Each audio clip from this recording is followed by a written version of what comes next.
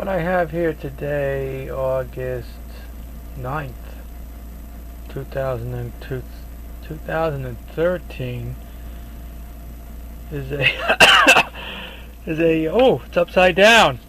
My mistake. Oh, I gotta get my extra eyes too. What I have here today is a wristwatch. Vulcain wristwatch. Not Vulcan, but Vulcain. I realized that when I read the dial. Vulcain, 17 joules.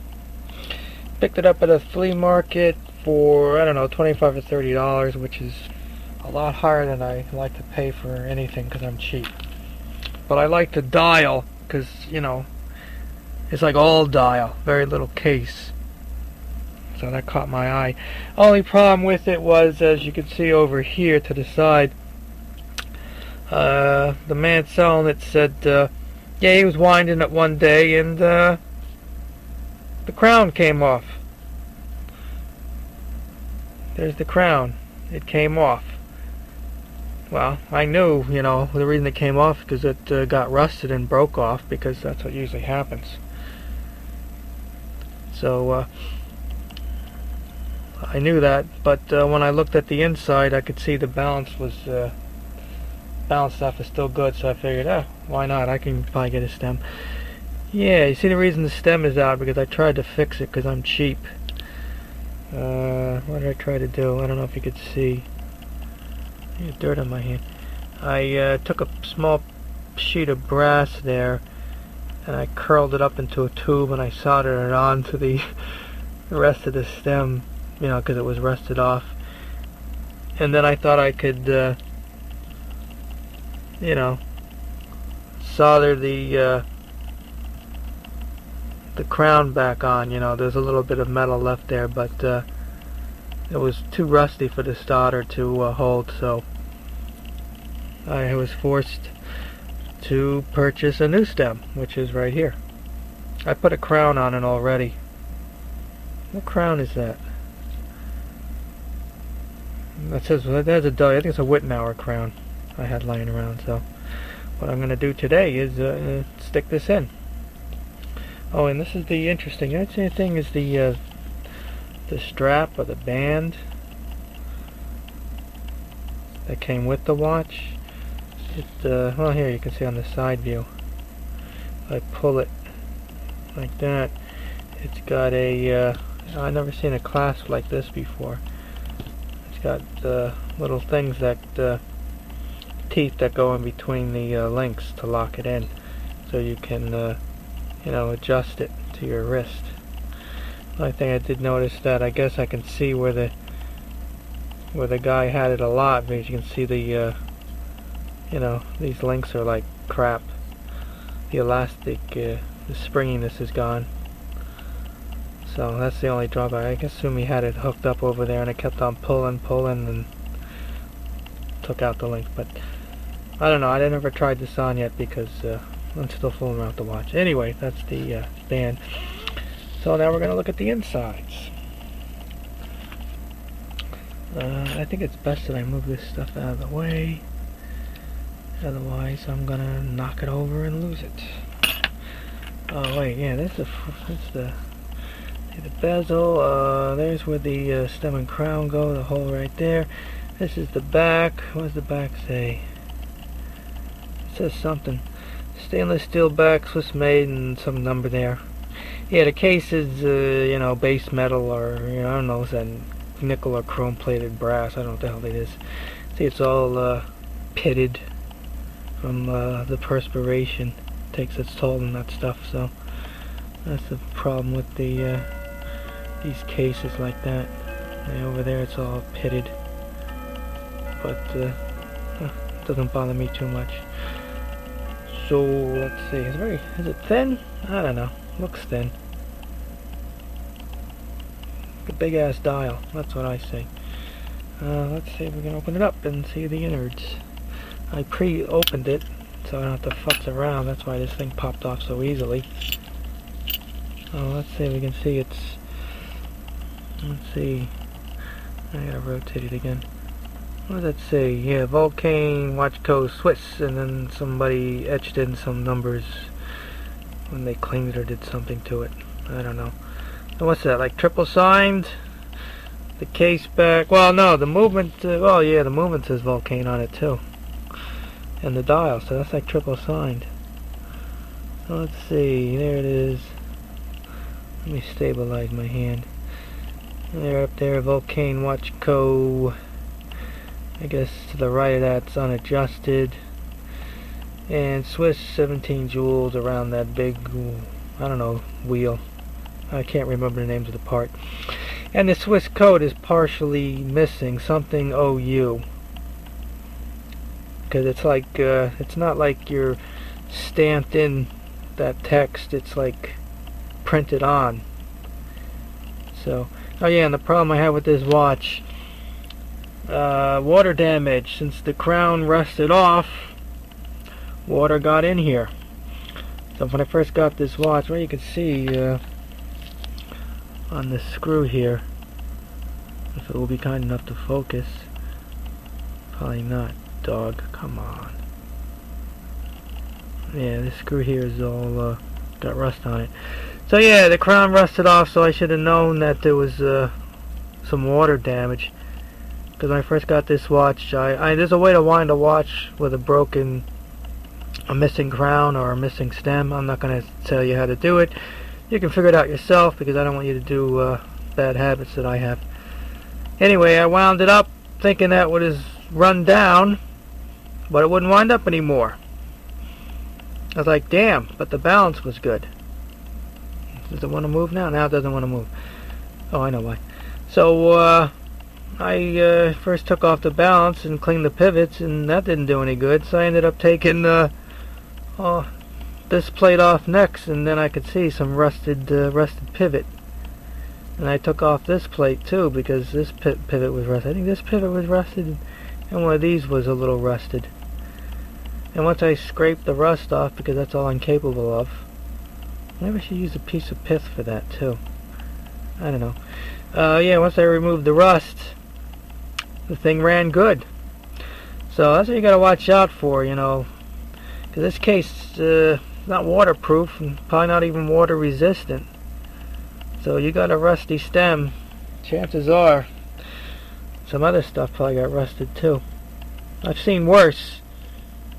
So, but anyway, yeah, and this movement is not made by Vulcain. What was it made by? Peseux or something? P-E-S-U-E-X, I think it is. I should have looked that up before I made this video, but I'm lazy. P-E-S-U-E-X or P-E-S, yeah, I think it's P-E-S-U-E-X. Because I had a little difficulty getting the stem because I thought it was Vulcain movement. But it's not. My research was eBay, and someone was kind enough to describe one of these watches in enough detail that I could find the stem for it. So that's that. So that's the movement. Did we get a good view of that? This video is going to be long because I just go on and on. And you can see the plus and minus, and there you go. So I'm going to put the stem in now. I already know it works because I already did this before, but I figured some people want to see this stuff. Let's see if I can do this, because I'm not using the right magnification. Maybe I should zoom in. Wait, let's do this. Where's the zoom button? Yeah, let's see. Too much? Just a little bit less. That doesn't look good to me.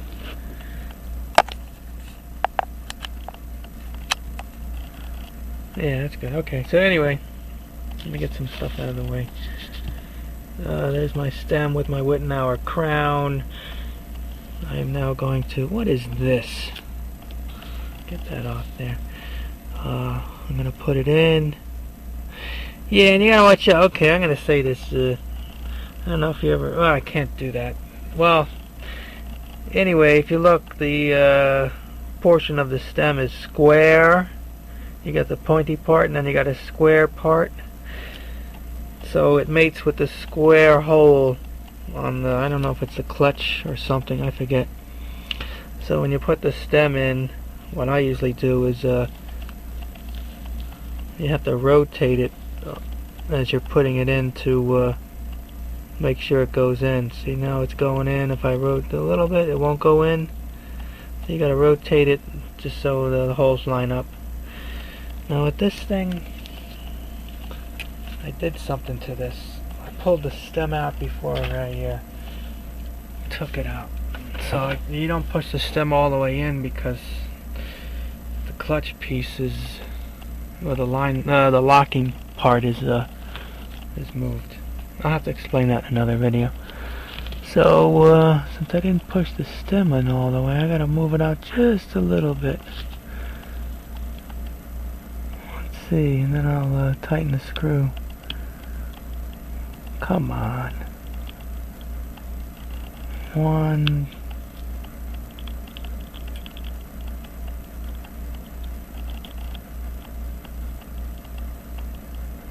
Oh yeah, I see. I don't have it lined up right yet.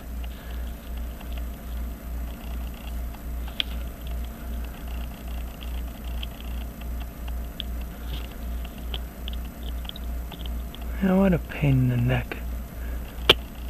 Ugh, what was that? Damn, I'm not getting it lined up. There you go.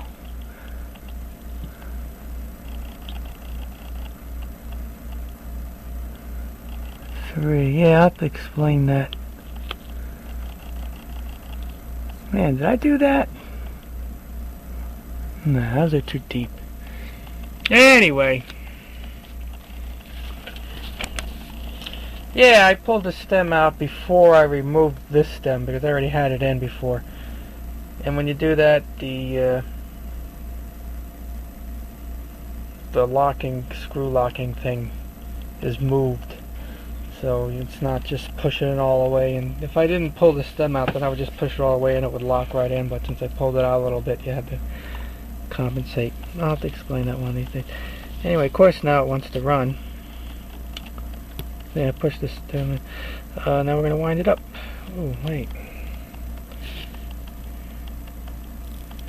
And this is the way you wind it up. One of these days I'm going to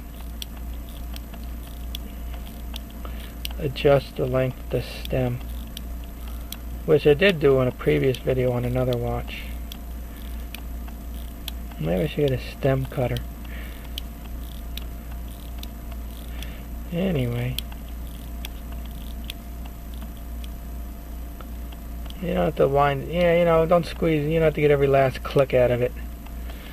So there it is, running with the stem. Anyway, so I'm going to put the back on now. It goes on a certain way because it has a little recess for prying it off. It goes on like this. Let me double check. The text is at this 6. Yeah, there you go. So there's no sort of keying to make sure it sits right. You gotta do it all by eye.